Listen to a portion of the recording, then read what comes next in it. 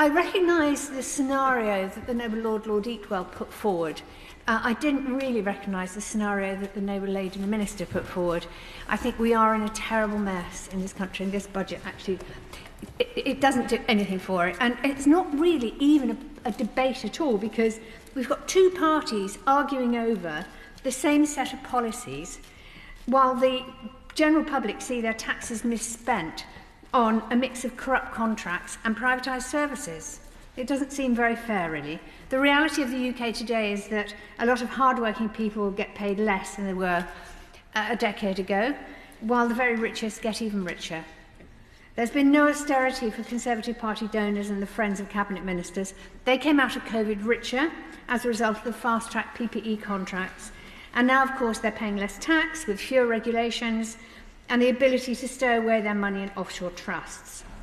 And Brexit has failed to benefit Cornish fishermen or voters in Sedgefield, Wrexham or Lee, and levelling up is an excuse that enables the government to channel public money to marginal Conservative seats. The whole Thatcher project has failed, yet politicians of both the two major parties treat it as sacred text. For example, North Sea oil and gas has made Norway one of the richest countries in Europe from the 1980s onwards, with an oil fund worth approximately $1.4 trillion. Revenue from this fund accounts for a fifth of government spending. And the UK should be even better off, but we handed it all over to the private sector. So the result is energy customers being ripped off in the last 2 years, with record high energy bills and record high profits for the oil and gas industries. Instead of coming out of the last 50 years with a thriving economy, we live in a country where things are falling apart and nothing works. I mean, anyone who walks around towns will see the lack of investment, because councils are struggling.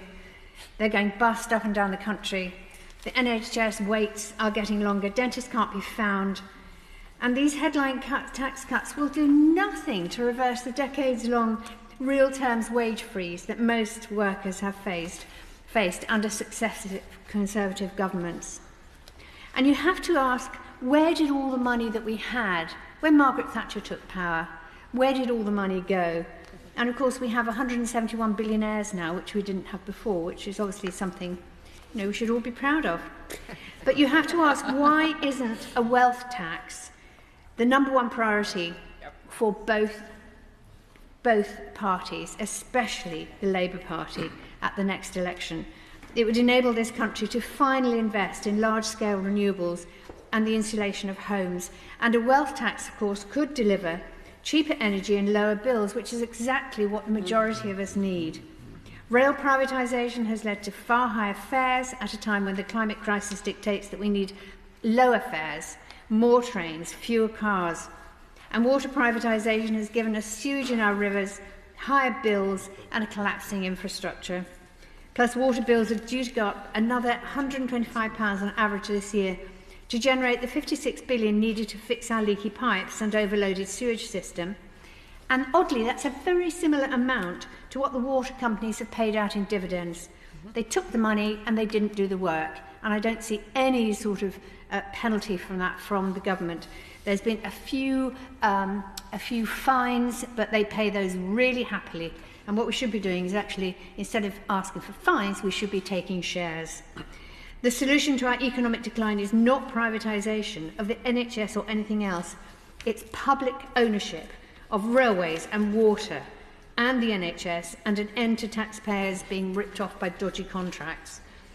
The Green Party wants this country to have its future back, and that means really change the way that we manage our economy and the environment that we live in.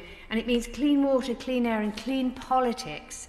Now, the Green Party is putting together a manifesto at the moment for the general election, and it will have a fully costed budget, which I'm really happy to share with all political parties, really, because we do need a little bit of forward thinking in all of our decisions over the next few years. Yep. We are in trouble as a human race, and somehow nobody seems to get this. They just don't understand the urgency of what we have to do.